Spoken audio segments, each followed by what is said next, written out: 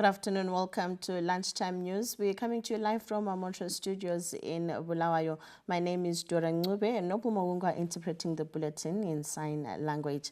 We'll take a look at our top story. The United Nations Secretary General Antonio Guterres has congratulated President Emmerson Mnangagwa for his re-election in the August 23 general elections.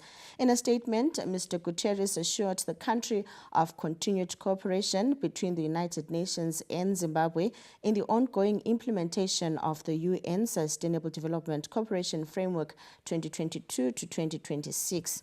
He acknowledged the efforts by Zimbabwe in advancing the political participation of women and encouraged the promotion of gender parity in cabinet and senior appointments. The fixation on Zimbabwe's internal matters by the United Kingdom's House of Lords has underlined the imperialist mentality where former colonizers seek to milk sovereign states of their natural resources. Zimbabwe is potentially a vast country of potentially great wealth, and that in the longer term we shall actually need its markets, its support in keeping the Russians and Chinese from dominating the whole of Africa, and its raw materials. Would he accept that, despite the present difficulties, and remembering that once Zimbabwe was a member of the Commonwealth and could be once again? Despite 43 years having passed since Zimbabwe freed itself from British bondage, the reality is yet to sink in the former colonizers, whose House of Lords this week dedicated a lengthy debate on Zimbabwe and bluntly referenced the country's vast resources as an area of interest. This news crew spoke to academic and political commentator Dr. Augustine Tirivangana, who broke down the historical interest and source of appetite the Western nation has for Zimbabwe, describing it as organic. When the nationalist movements began to agitate for independence, Malawi was given independence on a silver platter. Zambia was given independence on a silver platter. But Zimbabwe was not. We had to fight a strong, protracted struggle to get independence. That explains that the fact that the British have always had an organic interest in Zimbabwe. He noted that the obsession with Zimbabwe should keep citizens on guard. They mention that Zimbabwe is of serious strategic interest to the British. And what do they mean by that? Strategic interest in the sense that it is full of important resources that they are aware of, that they cannot do away with. They make reference to the BRICS. They are aware of the fact that come to January 2024, if Zimbabwe succeeds in joining the BRICS, then they are forever denied access to. Dr. Tirivangana said debates around observer missions are merely a sideshow for the grand plan. The British are interested in Zimbabwe purely on strategic grounds, and that interest is expressed through various forms of political manipulation. Zimbabwe conducted peaceful general elections on the 23rd and 24th of August, thereby shaming the country's detractors who anticipated chaos. Wellington Makonese, ZBC News, Harare. Government has succeeded in setting a firm foundation in the mining sector through reforms which have attracted huge investment, with high expectations that the industry will accelerate economic development over the next 5 years. The Invictus Energy-owned Muzarabani oil and gas project enters into another important lap in its exploration process as it conducts drilling at the Mukuyu Oil Well 2 in Muzarabani in a bid to confirm a commercial discovery following the successful tests on Mukuyu Oil Well 1, which confirmed the presence of hydrocarbons in the basin. The gigantic project is expected to catapult Zimbabwe's energy and mining sector into a multi-billion-dollar industry, which is set to make the sector an economic accelerator once commercial drilling begins. In the lithium sector, several projects are now running, headlined by the Hayu Cobalt-owned Prospect Lithium project in Goromonzi, which has got an annual lithium processing capacity of 4.5 million tons, while the Sabi lithium mine in Buhera, which was commissioned by President Emmerson Mnangagwa last week, which showcases the rapid lithium mining exploration over the last 5 years. Other lithium projects include the Lubu lithium mine, the Kamative lithium mine, and the Bikita Minerals, which marks Zimbabwe as the beacon of future clean energy in the world. Mining revenues hit a record of over $6 billion by the year ending December 2022 on the back of the resurgence in the gold mining sector, which last year recorded peak deliveries of 35 tons, underpinned by the expansion of existing projects and the revival of dormant mining assets. Having set the $12 billion mining target by the end of the year, which is almost 75% to date, government has created a firm foundation for increased capital inflows into the mining sector, which is set to propel the economy into an upper middle income status by the year 2030. Government under the Second Republic has succeeded in improving the operating environment in the mining sector, which has manifested in the high ranking of the country as a lucrative destination for investment in the world, as the industry remains a bedrock in the attainment of the country's economic aspirations. Owen Mandova, ZBC News, Harare. Farmers at the 180-hectare winter wheat crop at Bubi Lupane irrigation scheme are anticipating a good harvest of between 5 and 6 tons per hectare as the country targets 420,000 metric tons this year. Planted on 3 plots covering a total 180 hectares, the flourishing winter wheat crop in Bubi Lupane irrigation scheme is watered by 3 center pivots.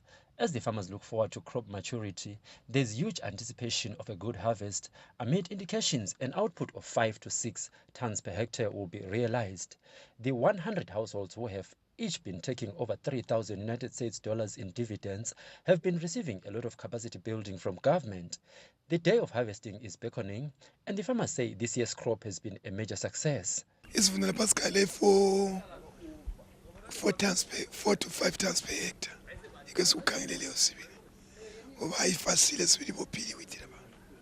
Ingqolo yethu lana esilayo khanya inhle kakhulu silonyaka sizazuza maybe 4 to 5 tons per hectare. Kusitshengisa ukuthi sizaba lesivuno esihle kakhulu. Ithelelwe kuhle njalo izele kuhle. The wheat crop is expected to feed into this year's national target of 420,000 metric tons as the country looks to consolidate wheat self-sufficiency and exporting the surplus. Bubi Lupane irrigation scheme was revived by government through the Agriculture and Rural Development Authority ADA 3 years ago.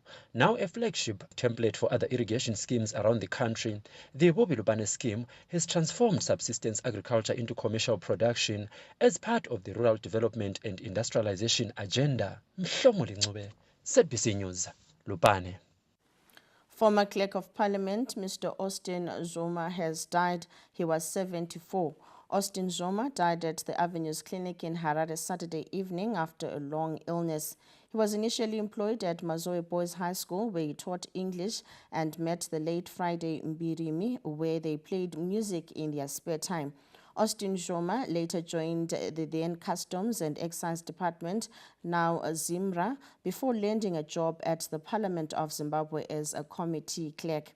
He rose through the ranks to become the Clerk of Parliament in 1989, a position he held until he retired in 2014. And now in news across our borders, the death toll from a powerful earthquake that hit Morocco late on Friday has risen to more than 2,000, with the number of those injured also rising to more than 2,000.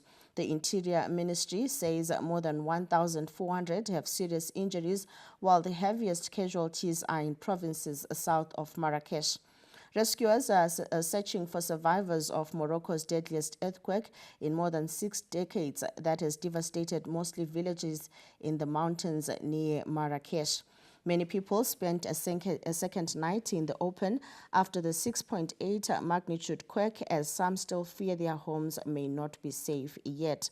Relief workers face the challenge of reaching the most badly affected villages in the High Atlas, a rugged mountain range where settlements are often remote and where many houses crumbled. King Mohammed VI declared 3 days of national mourning and ordered provision of shelter, food and other help to survivors. And moving on to business news, government small to medium enterprises cluster development program is bearing fruit as local entrepreneurs venture into manufacturing equipment for the agriculture and mining sectors. The economic blueprint, the National Development Strategy 1, is hinged on industrialization, and the small to medium enterprise sector is one such that is sure to propel the country towards the targeted mechanization of productive sectors.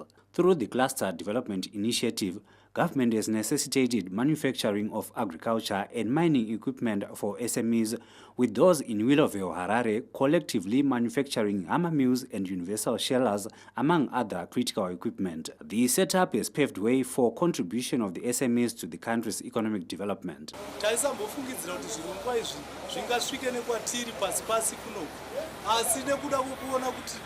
zvechokwadi havana munhu wavari kufanira kunge vachisiya zviri kutibatsira especially panyaya yedu yekurarama nekuti basa redu iri titori nevashandi vakusvika almost 15 maemployees atatoemploya urongwa hwakanaka chaizvo kana kuti tetawaniswawo malonzi avanopawo vanhu tinotokura kutoita mazikambani mahombe chaivo zvoti togona kuzopedzisira taemploya vanhu kana 50 kana 60 chaivo.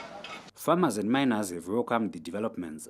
Kare zvazvisiko taisangana nemachallenges akakura stereki, especially kuzvigayo zvokugayisa taitofamba ma long distances tichiinda nemadhongi tichitora mazuva matatu tisati tasvika kuchigayo kogayisa upfu, vamwe tichikuya nemakuyo chaiwo kuswa nematuri, but iye zvinezvi zvese zvapfava nyika iri kuratidza kuti iri kuenda mberi zvakanaka stereki. vaisa too much labor pazvinhu handiti, saka with these machineries zvitakuza kuti ngona diki ndenge tatorwa basa rangu ratita sei ratofamba ende tichibuda zvakanaka. Government has deliberately placed support systems, including formalization for SMEs development, and in turn, the sector has contributed over $8 billion United States to the gross domestic product during the past year. Wellington Makonese, ZBC News, Harare. And in sports news, in today's Premier Soccer League action, all roads lead to Barberfield Stadium for a match between Dynamos and Highlanders. Other matches set for today include Yada versus Cranbourne Bullets at Baobab Stadium, while Wange welcome Simbabura at Wange Colliery Stadium. And I'm sure for football lovers, especially for the game between Dynamos and Highlanders, well, it's going to be... Well, I don't know what to say, but I hope for the best to Highlanders because I'm a supporter of Highlanders myself. And well, do remember for these and other stories in detail, you can log on to our social media platforms on Facebook, ZBC News Online, and on Twitter at ZBC News Online. And that bringing us to the end of this lunchtime news bulletin. To have a beautiful afternoon.